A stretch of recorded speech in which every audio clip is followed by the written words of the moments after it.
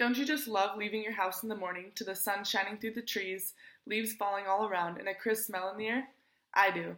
The season of fall has many distinct signs and decorations, such as wreaths, spider webs, or pumpkins. I love to decorate my own house with pumpkins because I can show a little personality. Ever since I was little, my family would go pick out pumpkins together from the pumpkin patch, and we would come back to the house, decorate them, and carve the pumpkins and put candles in them and take pictures. So it's been a family tradition of mine as well. Carving your own pumpkin has many steps, but it leads to a fun result.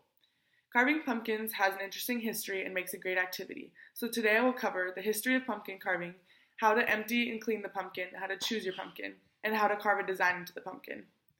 According to History.com, pumpkin carving originated in Ireland, where they would carve or decorate large turnips or potatoes. Carving pumpkins is a historic tradition. So, according to tasteofhome.com, pumpkin carving has become a family tradition instead of a spooky spirit story.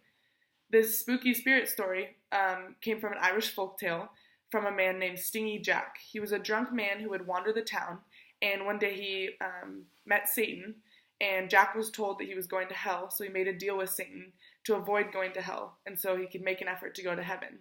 People started to believe this, and so people who lived in Ireland, so they wanted to find a way to keep Satan or other demons away from their house. So they would carve and decorate turnips with candles in them to scare away these demons. So according to Wikipedia, the name jack-o'-lantern, which means foolish fire, kind of came from that. So they started decorating turnips, and then when it came to other countries and the tradition carried on, that's when they started using pumpkins. And that's where the foolish fire comes from. In order to create your own foolish fire in your pumpkin, you have to clean out your pumpkin first. So an important part of this is choosing your pumpkin. You're going to have to usually go and get it 2 or 3 weeks before Halloween, just because that's when it gets busy. And you're going to want to go to a pumpkin patch or a supermarket, and you have to pick the size of your pumpkin. Some people like the larger pumpkins, some like the smaller pumpkins. And then you make sure that you have a healthy pumpkin. This is important because you don't want it to be rotten inside. So to test that, you make sure the outside is clean, there's no bruises or bumps, and then also you want to knock on the outside of the pumpkin, kind of like you would with a melon, and hear if it's hollow, and that means it's ripe if it is.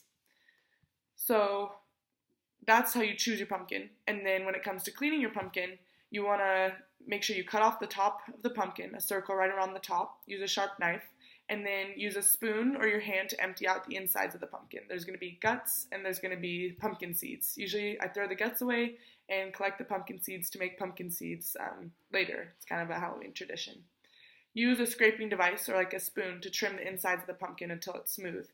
So you're going to want to carve out the inside, get all the guts out there, and then smooth it out with a spoon. Once the pumpkin is empty, it's ready for a face. So according to housekeeping.com, there are several ways to decorate or design your pumpkin.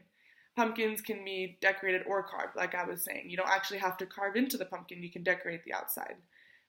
We used a marker to draw design on our pumpkins first, just to get trace it. And usually we do like a black cat or a haunted house, a scary face, a happy face, a gravestone. All of those are good options. And to do this, then you'll follow it with using a sharp knife to cut along the lines that you drew, and then you'll have sharp edges and your pumpkin will look good. So place a candle in the pumpkin to add a finishing touch. So before I close, let me summarize. Pumpkin carving has an interesting history that makes a great activity. Today we talked about the history of pumpkin carving, how to prepare the pumpkin, and how to carve designs into it. Overall, pumpkin carving has become a popular tradition for Halloween and fall. It's a simple yet fun activity to do with your family and friends.